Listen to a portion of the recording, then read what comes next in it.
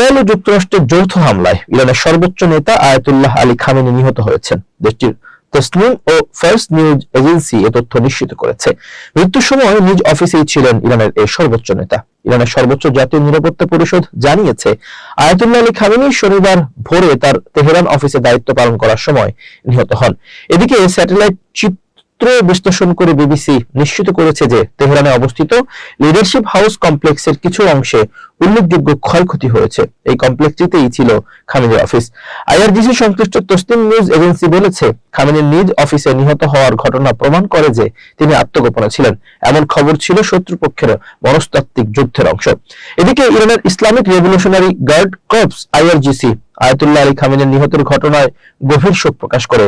সেই সঙ্গে খামেনির মৃত্যুর প্রতিশোধ নেওয়ার অঙ্গীকারও করেছে সংগঠনটি।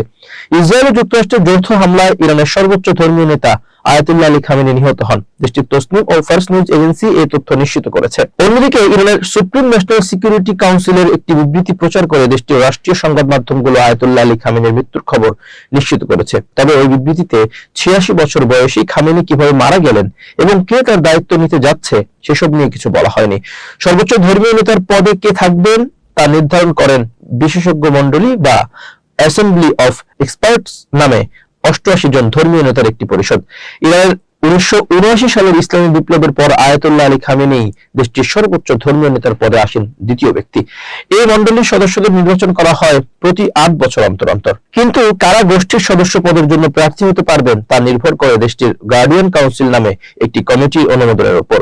আর এই গার্ডিয়ান কাউন্সিলের সদস্যদের প্রত্যক্ষ বা পরোক্ষভাবে নির্বাচন করেন দেশটির সর্বোচ্চ ধর্মীয় নেতা। এর আগে ইসরায়েল ও যুক্তরাষ্ট্রের যৌথ হামলায় সর্বোচ্চ নেতা নিহত হয়েছেন বলে জানান মার্কিন প্রেসিডেন্ট ডোনাল্ড ট্রাম্প।